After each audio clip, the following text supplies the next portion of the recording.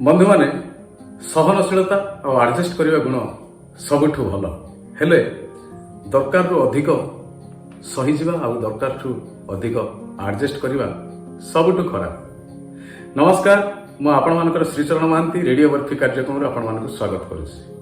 चलंतु आज किछि भल कथा सुनिया। जड़े प्रोफेसर तांकर कॉलेज काम सारी तांकर जड़े पुराना लुगा दुकानी बंधु को भेट करने गले। दुकान रे दुई बंधुकर भेट है।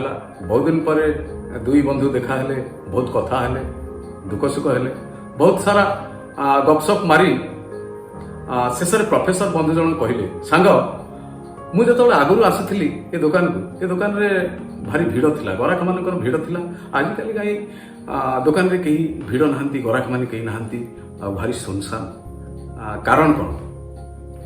लुगा दुकानी बंधु जन कहले, अरे यार बिजनेस कथा तो जानिनु। बिजनेस रे केतबेले लाभ हुए, केतबेले क्षति हुए, केतबेले लाभ सही पड़े, केतबेले क्षति सही पड़े। बर्तमान टिके खेती रे चली मु खेती सही चली पुणी आग को ठीक ठाक हो। ता छड़ा यही आखपाखे मोरी दुकान भली दुई चारोटी दुकान खुली जाइए, तेणु कंपिटिशन मार्केट धीरे धीरे सब बालांस हो। कहला प्रोफेसर बंधु जनक कहले, हो ठीक अच्छे। राति रे डिनर करने लुगा दुकानी बंधु को से निमंत्रण कर चलीगले। राति रे लुगा दुकानी बंधु जनक प्रोफेसर को घरे पहुंचले। दुई बंधु पुणी खुशी हेले, कथा हेले, खाइले। प्रोफेसर कहले जे सांग जीवा मोर गोटे लैबोरेटरी अच्छी, चल से लैबोरेटरी किसी एक्सपेरिमेंट करिया, किसी परीक्षा निरीक्षा करिया और लैबोरेटरी बुली आसिया। दुई बंधु जाक लैबोरेटरी भीतर को गले। प्रोफेसर कौन कले, गोटे जार रखिले, जार रे किसी गरम पानी ढालिले और से गरम पानी रे गोटे बेंग को छाड़ीदेले। बेंगटी गरम पानी रे पड़ू पड़ू चटकिन डेई बाहरी आसला। प्रोफेसर कहले, देखिलु सांग बेंगटी केमती निजको बंचाइया गरम पानी रे चटकिन बाहर को डेई पड़ला। तापर कौन कले, से जार रे किसी ठंडा पानी ढालिले। ठंडा पानी रे से बेंग पुणी आनी छाड़िले। बेंगटी ठंडा पानी रे कंफर्टेबल फील कला और आराम से रहीगला। तापरे प्रोफेसर कौन कले, से जार को नहीं गोटे गरम आंचरे रखिले। गरम आंचरे रखिया परे पानी धीरे धीरे गरम हैला, उत्ताप बढ़िया को लगिला।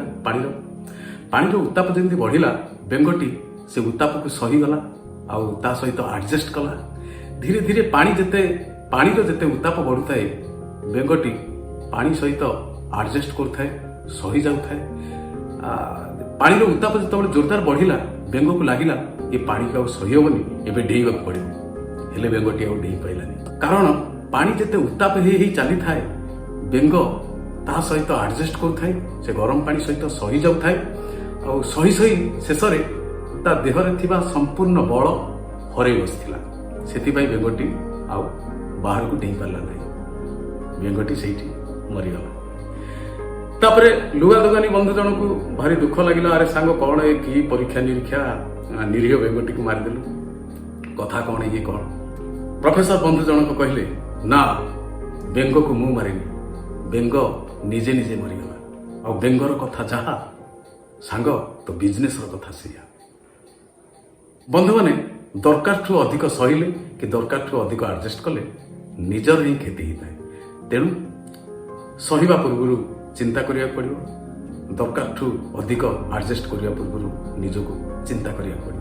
नमस्कार, आजिर कथा एतिकी। रेडियो बर्फी यूट्यूब चैनल को लाइक करथिबे, शेयर करथिबे और सब्सक्राइब करथिबे। जय जगन्नाथ।